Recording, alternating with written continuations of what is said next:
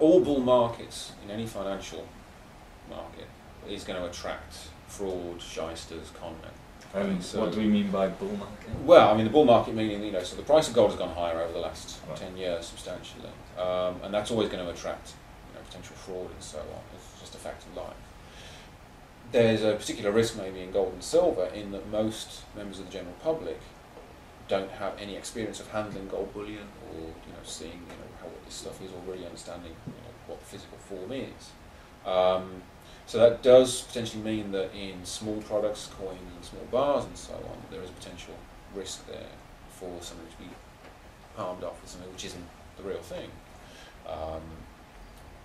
That risk is really eliminated in the professional market because good delivery is all about ensuring that the buyer knows delivery is good when it's made, hence the name.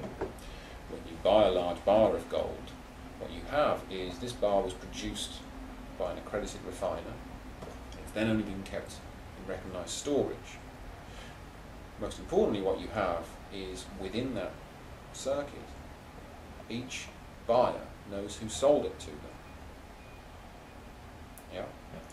So what is created is a chain of integrity, as it's called, running from the current owner through his seller, back to the original refiner. These bars are intended, they are the wholesale market, so they may well come out of the vault and go and get smelted down and turned into bonding wire for iPhones or whatever it might be. If a bar is found to be bad, then obviously the last seller is going to get contacted. You sold me, what on earth is this? He's going to go to his seller, he's going to go to his seller, and there is a chain of integrity. So if there were any infraction in the system, it would be unavoidably detected. Obviously the refiner is the final point on this, and the refinery spent a lot of money and an awful lot of effort gaining good delivery accreditation. There's no benefit to them whatsoever in being, in trying to defraud the market here, because they will just lose. They will lose the thing. Absolutely, they'll be destroyed by it. So it's a self-regulating system. Okay, it's free market forces are what actually keep this system tight. Now it is, as I say, quite possible that outside of the good delivery circuit, small bars, retail coins and so on might be exposed, because what you've got there is you've got private buyers and private sellers. That chain of integrity just doesn't exist. There is no record, market force record, people looking out for their own best interests, which therefore keeps the entire market safe.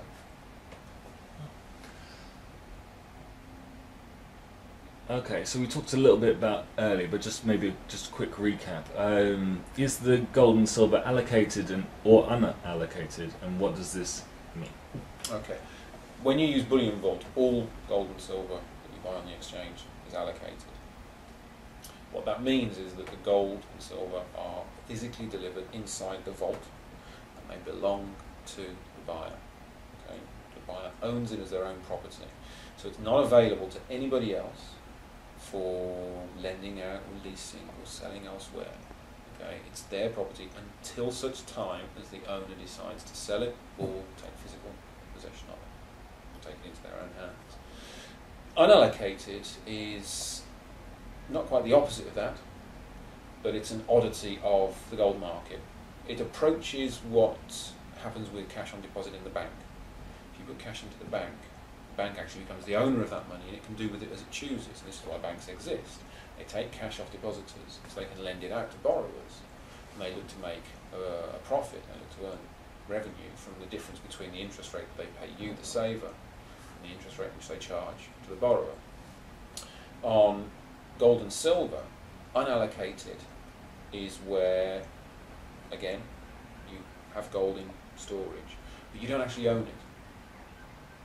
Your provider now owns it. It's theirs to control. They can sell it, they can lease it, do whatever they want to do with it. There doesn't need to be any gold stored against what they own.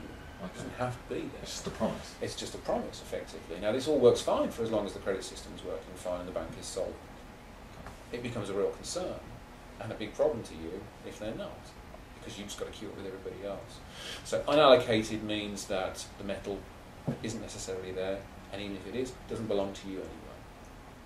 So now the reason that unallocated exists is it's obviously for the benefit of the banks. It was developed really during the 1980s and 1990s as kind of the only innovation really in the gold market. Gold was obviously in a long bear market at the time, prices coming down.